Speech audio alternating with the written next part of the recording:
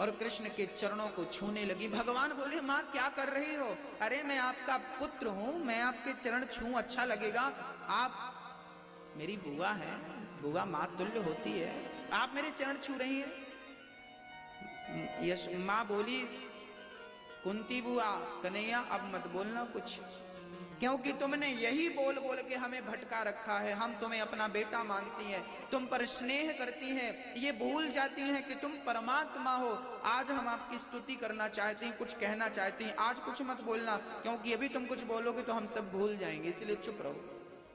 हम कहती हैं, सुनो, कुंती बुआ कहती हैं, कृष्णाय वासुदेवाय देवकी नंदनाय च नंद गोप कुमाराय गोविंदाय नमो नमः। हे कृष्ण,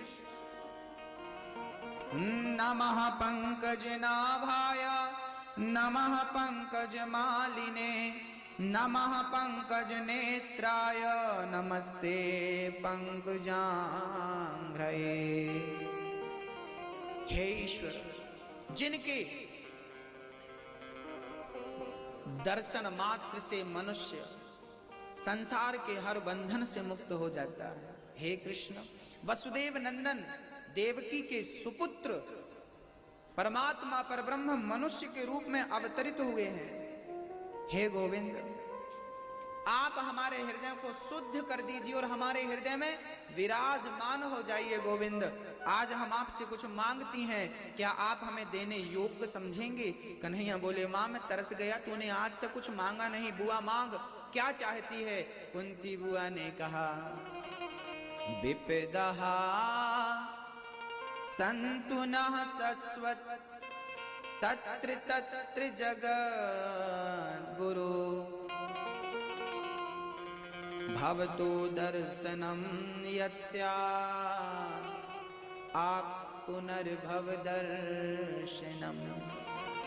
हे गोविंद, यदि आपने हम पर थोड़ी सी कृपा करी है, थोड़ी सी दया करी है, तो आज हम आपसे मांगती हैं, हमें हमारी झोली दुखों से भर दो। गोविंद, हमें दुख दे दो। कन्हैया अवाक रह गए। माँ पता भी है आप क्या बोल रही हो? हाँ हाँ कन्हैया, हमें दुख चाहिए, दुख। कन्हैया बोले, माँ जब से आपने होश संभाला है, आपके जीवन में दुख के अतिरिक्त मिला क्या? आपके खाते में दुख के सिवा क्या मिला, क्या आया?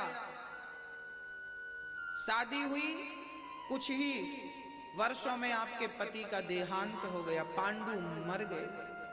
आपने अपने बच्चों को भीख मांग कर, महाभारत में लिखा है, कुंती बुआ ने अपने बच्चों को भिक्षा मांग करके पाला है।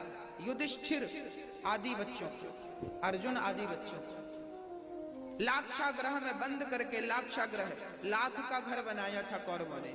लाख जो हमारी माताएं पहनती हैं, लाख का पूरा बंगला बनाया था। उस पर पांडवों को चतुराई से बुला लिया था और कौरवों ने आग लगा दी थी सारे द्वारों में। लेकिन उस लाक्षागृह से भी तो आपने हमें बचाया था। कन्हैया, हमने महसूस किया है, जब जब हमारे जीवन में सुख आया, तब तब हमने आपको अपने से दूर पाया, और जब जब दुख आया, तब तब आपको हमने अपने करीब पाया। अब आप ही बताओ, ऐसे सुख का क्या करेंगे जिस सुख में कृष्ण हमसे दूर चला जाए? अच्छा तो दुख है, कम से कम तुम तो करीब रहते हो ना केशव। ऐसे सुख पर पत्थर पड़े जो कृष्ण हृदय से जाए, बलिहारी व दुख की जो पल पल नाम जपाए। मुझे सुख नहीं चाहिए श्याम सुंदर, मुझे दुख चाहिए। दुख में सुमिरन सब करे, सुख में करे ना कोई। मुझे सुख नहीं चाहिए कन्हैया, मुझे डर लगता है सुख से, कहीं वो सुख मुझे तुझसे दूर ना कर दे, कहीं मैं आपसे दूर ना हो जाऊं केशव, इसलिए मुझे सुख नहीं। कुंती बुआ कहती हैं, हमें दुख चाहिए। क्योंकि कुंती बुआ ने कहा है, कन्हैया मैंने अपने दुख में, अपने विपत्ति में जमाने को बुलाकर देख लिया, कोई नहीं आता। कौन आता है पता? दुनिया के लोग सुख के साथी हैं, पर भगवान ही एक ऐसे हैं जो हमारे दुख में, विपत्ति में सहारा बन करके आते हैं। अच्छा, आप एक सज्जन हमसे कहने लगे, महाराज जी भगवान तो आए नहीं। हमने कहा आए थे, आपने पहचाना नहीं। अच्छा, कभी कभी ना हम रास्ता भटक जाते हैं। भगवान कब किस रूप में आ जाए कोई नहीं जानता।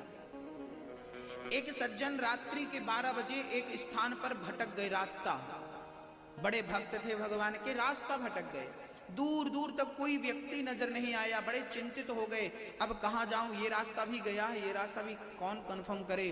तभी एक बूढ़ा सा आदमी लाठी लेकर आ गया, भाई कहां जाना है, भाई फलानी जगह जाना, अरे ये सीधा रास्ता, ये वाला।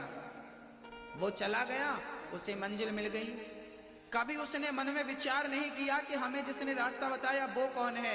अरे जहां दूर दूर तक कोई लोग नहीं थे, वहां कोई आकर हमें रास्ता बताता है, कौन है।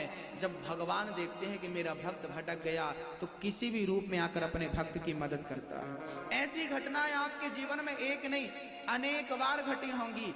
आकर भगवान चले जाते हैं, हम समझ भी नहीं पाते कि ये कौन था।